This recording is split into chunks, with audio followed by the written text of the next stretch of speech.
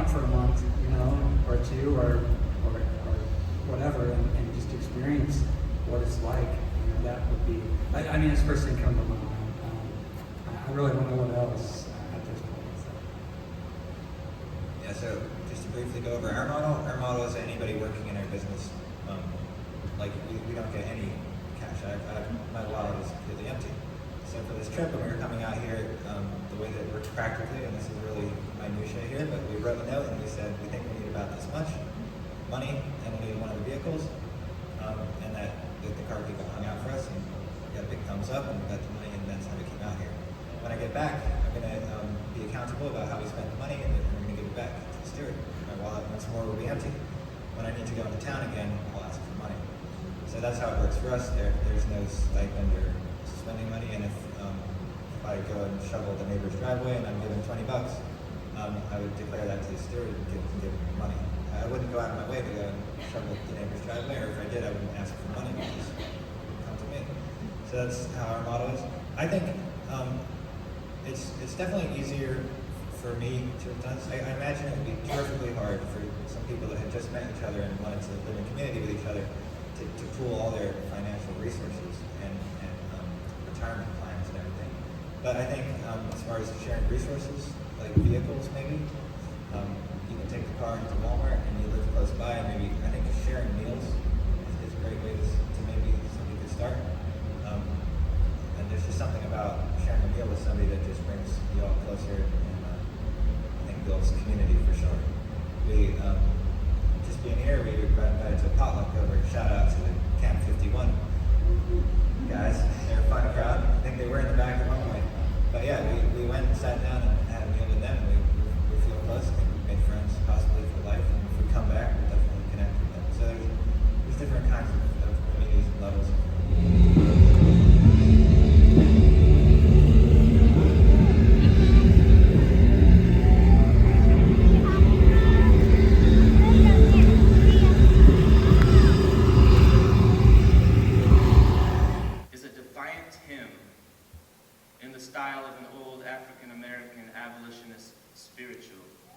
Job is a blues man.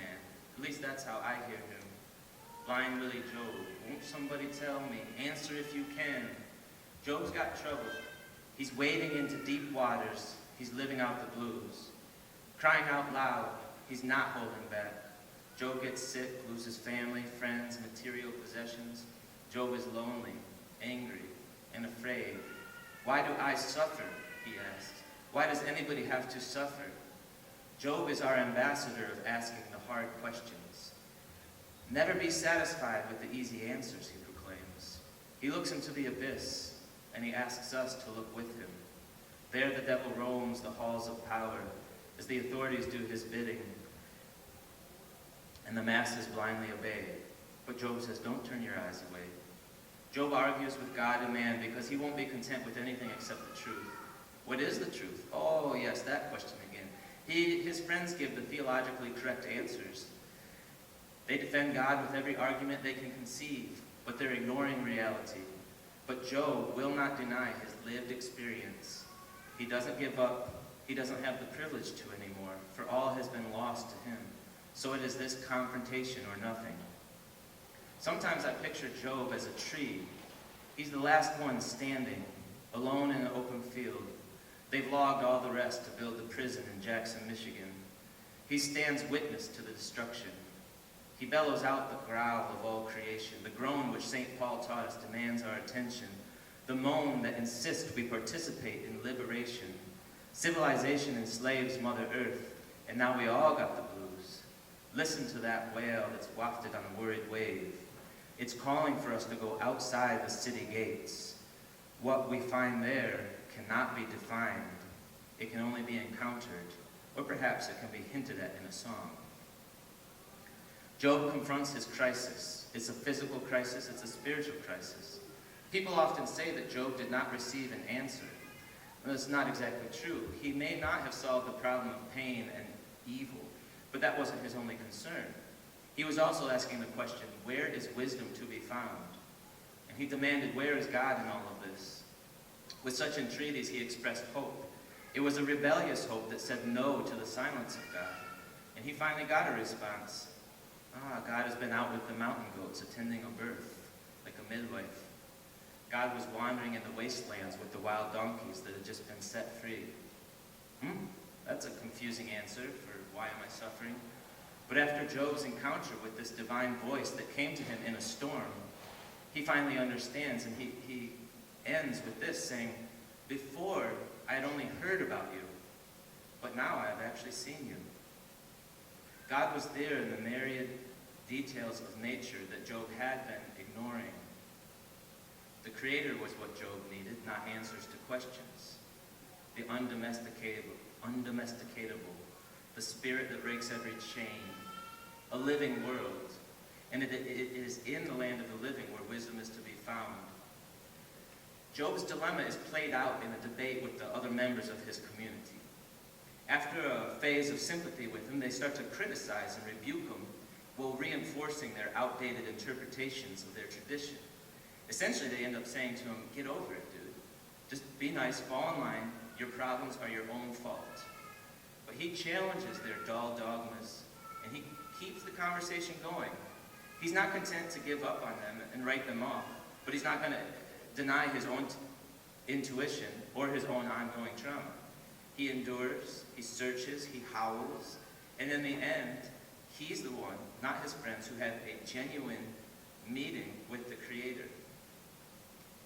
Authentic, passionate, deep delving with lively, intentional discussions are shown to be more worthwhile than parroting cliches of one's pet orthodoxy or everyone just getting along quietly without a fuss. Now, Job is not justified in everything he said, but nevertheless, he comes into direct contact with the wildness of the divine amidst chaotic forces of nature. He becomes brother to behemoth the wild and kin to sister wisdom. He starts learning the particulars of nature which can be known, while accepting the chaos of life on earth that flourishes unconcerned with him. It's just a small little part of this big drama that's being played out. At this encounter, it begins a restoration of him, and it begins a restoration of all things. Kind of back to what Jim Corbett, as mentioned, he was saying in the beginning, redeem the land and everything else will follow. This is Job's experience. He has this encounter. So first, I'm requesting that nobody video this except for Joel and Lee. You can video if you want. I'm cool with that. Okay. I pretty much know all you guys. You probably already have my book. But I don't even know the book. Let's see. I'm Elphie, and I've been coming to Audiofeed since the beginning, like 8 years ago or whatever. I started coming with my husband, and we were dating, and we got engaged here in 2014. And we've been a part of this, so they asked if I wanted to speak on my book that I wrote a couple years ago about my life and my struggles with mental illness and my what I wanted to share about my life or whatever. Oh, I need some kids like running behind me dancing. Here we go. Woo! Thank you. Take a bow. I did a whole lot of notes, but I don't really read them. I did them just in case. Okay, 150. Ta-da.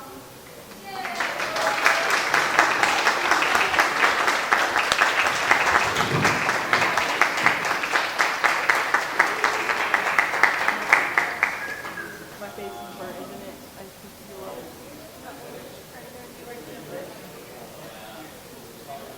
My shirt smells like sweat. I like to feel good today.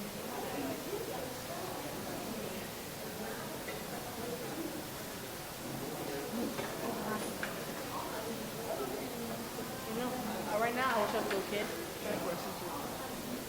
Oh, I wanted to mention there's a Q&A with the staff after this, so you guys should stick around and ask them questions because I'm curious and I'm sick of your help.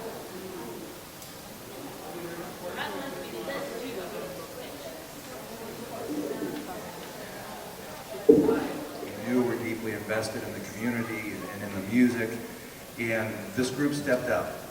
And, yes. we knew going into last audio feed that we were done, and we didn't know if there would be another. And so, you know, this group, I will just say that I owe them, we all owe them a deep debt of gratitude. And I finally get to feel that appreciation that others felt for me. And I couldn't feel it when it was me, but now I do. I love these people. I love what they're doing. It means so much. So just know that all of us that did this before support them, and we hope that you will as well.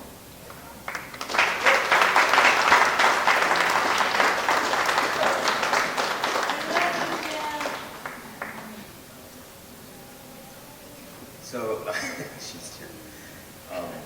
I thought it'd be appropriate for us each to take a couple seconds to just kind of introduce ourselves and maybe what we do the other weeks of the year and how we fund ourselves here. So my name is Patrick Quigley. I'm representing myself and my wife, who's at the hotel with our small child right now, Mandy Quigley.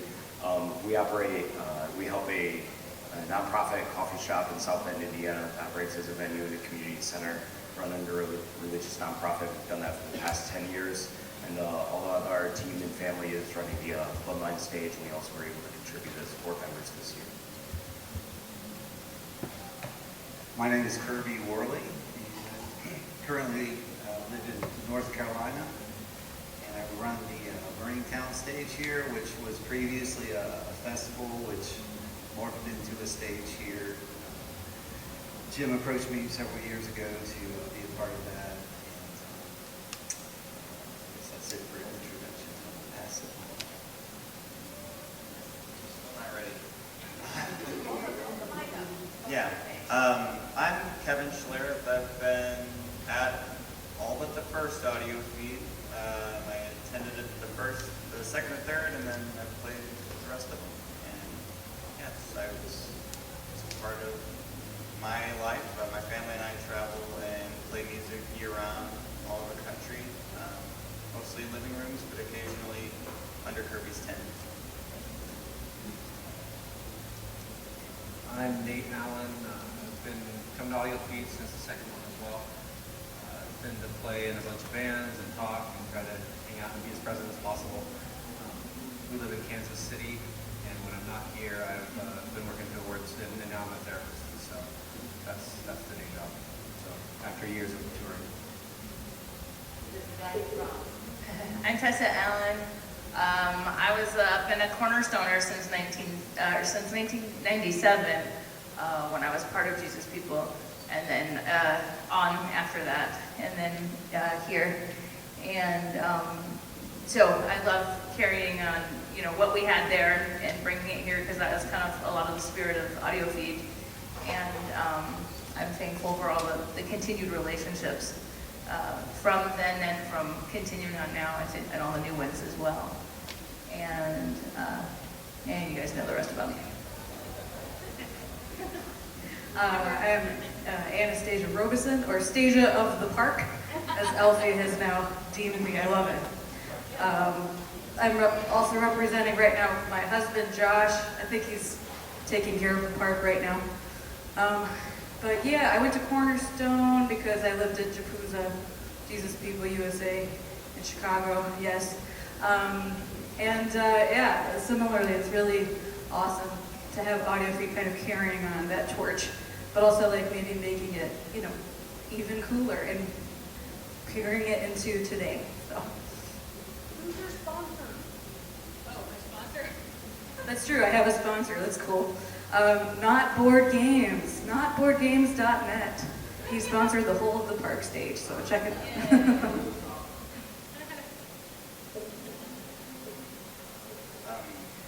Yeah, so I think it might be, I mean, Jim gave a maybe overly moving description of the changeover. I thought it might be helpful to go just through a little bit of our group forming and what that looked like, and some of our ideas about Audiofeed that led us to say yes to the idea of doing the work of making it happen this year.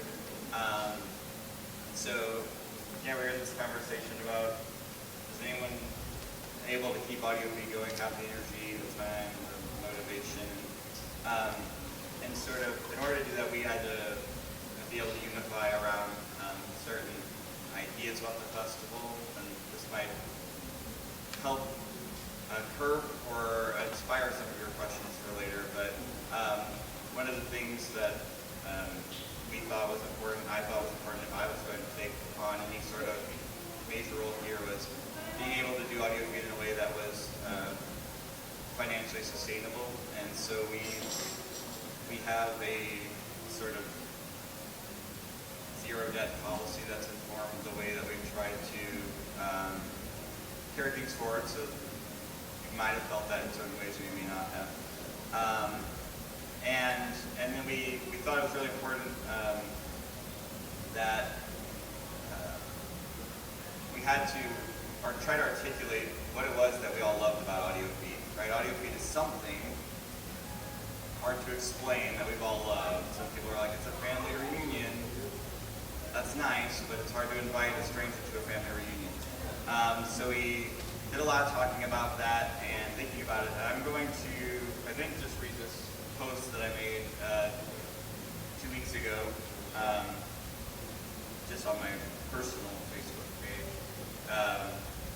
That kind of sums up what we think Audiofeed is, what makes it special, and the spirit with which we're trying to drive the whole ship, from selecting programming to even how we lay out the physical space.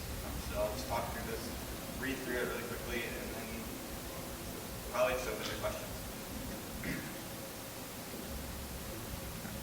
So this won't make perfect sense in context, so I'm not going to edit. I'm just going to read it as is. I want to welcome you into something complicated and beautiful.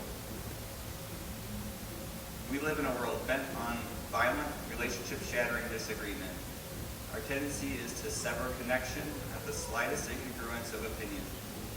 This reflex tends to come out most sharply when questions of faith are involved. Audiofeed is a music festival, but at its heart, it is much more than that.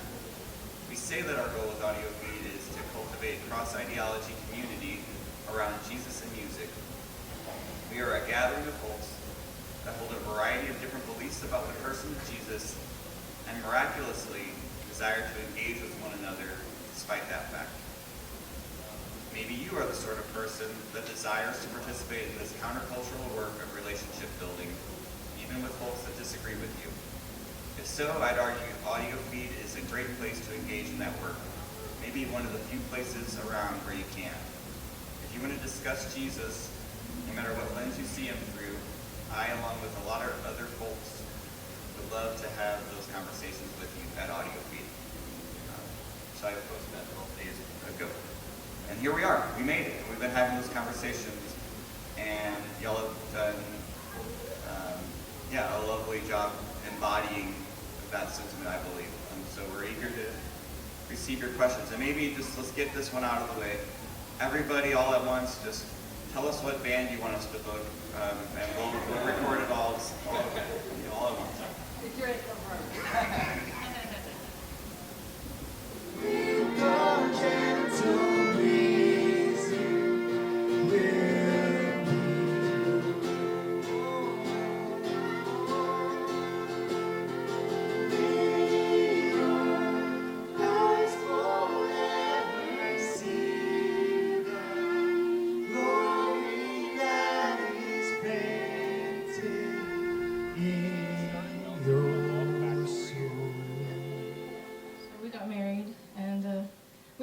together, and we like to think that we got these tattoos in Costa Rica. Mine's an arrow of love, and Marco has a music note, and when we hold hands, we're shooting love and music to the world.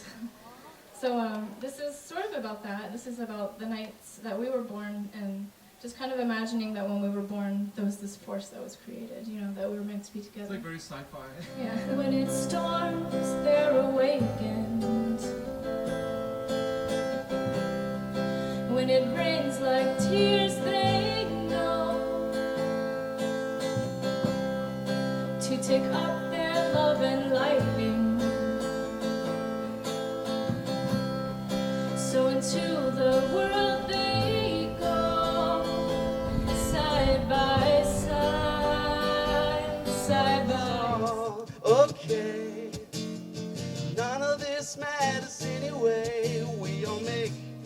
mistakes.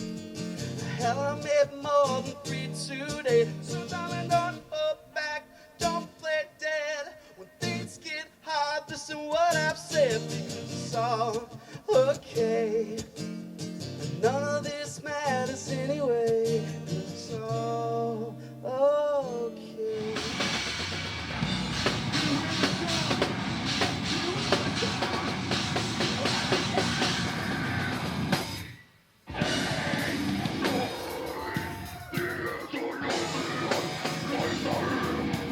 That's what I'm talking about.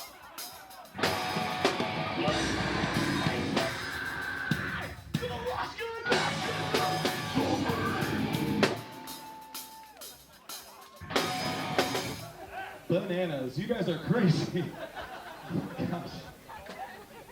This is the first time we've ever done a pop-up set in a parking lot. This is crazy. Thank you guys for hanging out with us. This is so cool. I'm so happy to be here. We drove, what was it? 15, 16? 16 plus hours driving here straight here. 16 hours, non-stop, just to be with you today. So thank you guys for making it worth our while. You guys have been so lovely. We just showed up a couple hours ago, and since we got here, everyone's been so nice and positive and friendly. And I like that, but I still want to screw. So thank you for being so welcome. Time keeps ticking away. Only reason to get out of the bed these days, so I can have one.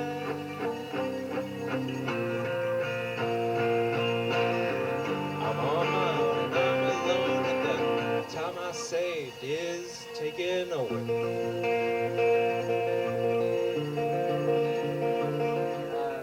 Sponsor of ours of the park was Not Board Games. You might have seen the big sign at the front of the little tent there, but yeah, we are really incredibly grateful for Not Board Games. So notboardgames.net, it's actually our good friend who's starting his own gaming company, and he's got a prototype of a really awesome game. And unfortunately, it wasn't here to play. I was really hoping it would be. So hopefully next year, we'll bring it, and maybe he can come and show you how to do it. It's awesome. Nobody told me it would be like this. Nobody said I would feel this way. Finding the love of my life on the last day of my life in a zombie Christmas apocalypse. Yeah.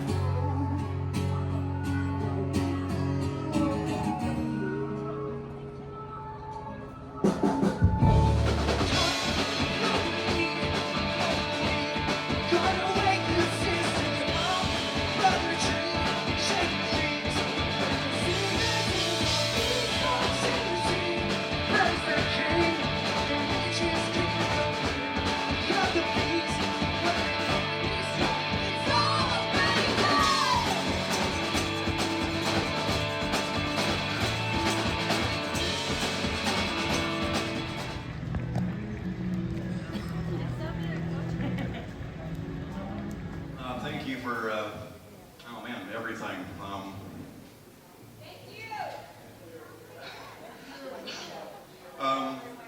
This has been the first audio feed, or really music festival I've been at where I'm not playing multiple sets of multiple bands all the time. I'm also not speaking this year, other than, well, all the times I've been talking to you individually.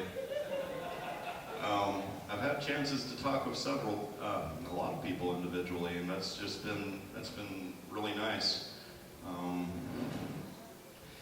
So, guys, my hope is that we are woven together, that we are a community who is sharpening each other. So let's keep our ears attuned for that still small voice. And let's learn to see people with the eyes of God. That's something I've been working on. If I can't see that someone is in the image of God, then my heart's probably not right. because I think it is the heart of God that every human being, that all flesh and all of creation knows Him, and that everything is renewed and whole. That's everyone and everything.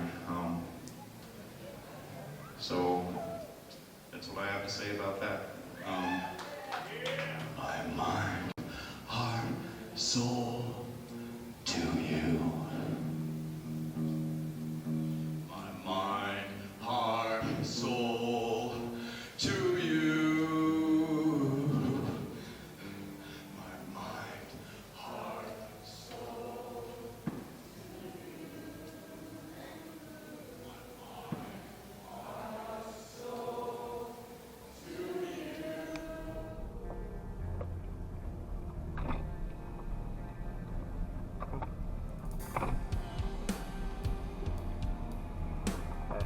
Just going up to collect Elphie stuff. Hey, what's up? Hey, we're driving up to collect Elphie stuff. Oh, nice. Yeah. Yeah, be careful. Yeah, I will.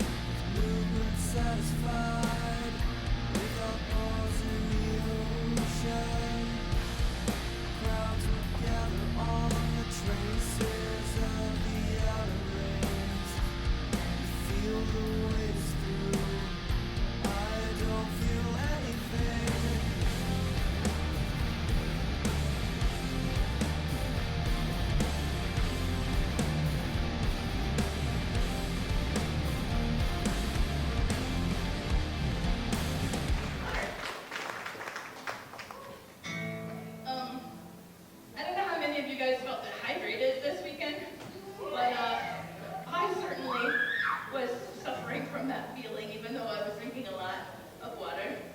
And this song is, maybe you guys can relate to that. Water coffee's so cold for me. Oh my, if I was just one of them, I think I'm gonna die. Water coffee's so cold for me. Oh my, if I was just one of them, I think I'm gonna die. Me neither. Water coffee's so cold for me. Oh my, if I was just one of them, I think I'm gonna die. Water coffee's so cold for me.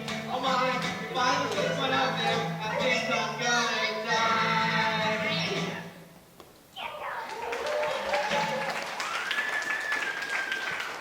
Did you leave from me, or did I leave from you?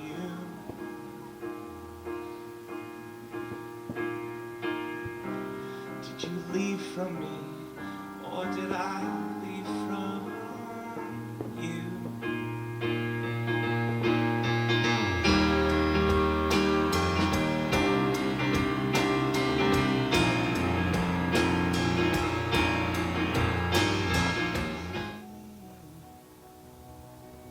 But you never say goodbye when you leave. Know your name. But then I met your dad. A man's Alright. Let me just tell you why we do what we do. It opens up doors for us to get into places that maybe not everybody is able to get into. It doesn't change who I am. I love God with all of my heart. Just like you should love God with all of your heart. And sometimes these expressions that you have and these words that maybe God has given you to be able to share, there might be a purpose and a reason. And I hope that that purpose and reason for us is to be able to reach out to the soul. To be able to reach out to people maybe that never thought, well, what is this guy doing singing a song about smoking? Well, guess what? God loves them no matter if they smoke or not smoke. You see what I'm saying? God still loves them. They'll go to a bar and they'll have a drink. God still loves them. God still loves these people, and these are ways that we can be able to reach out to them. And thank you guys so much for giving us this opportunity and being able to share this with you guys. A little bit of heaven. I need your inner peace. Oh, you hide in me. I want to live free.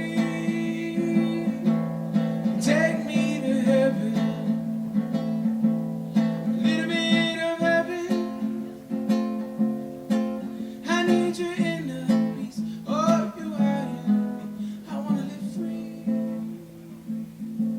Thank you to everyone for being here, sticking around, and we feel really honored to be a part of this kind of finale or sort of closing ceremony here. And,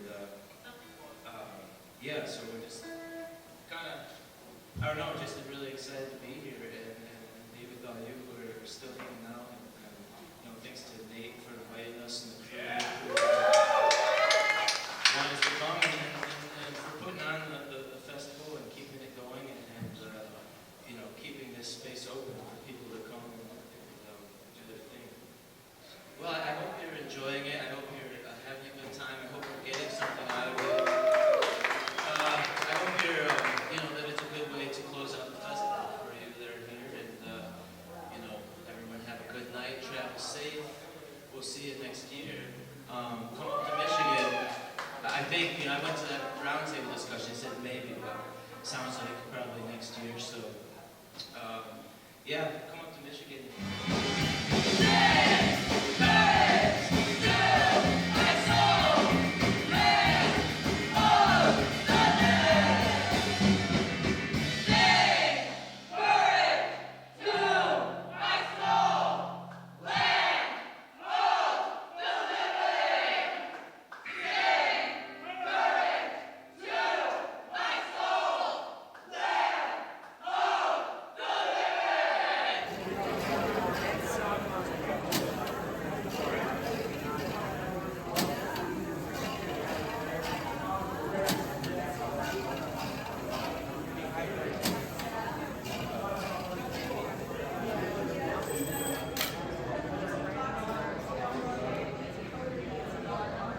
What'd you win, Lee? 2 quarters? 50 cents. Yay! Yeah, me too. Serious? Maybe this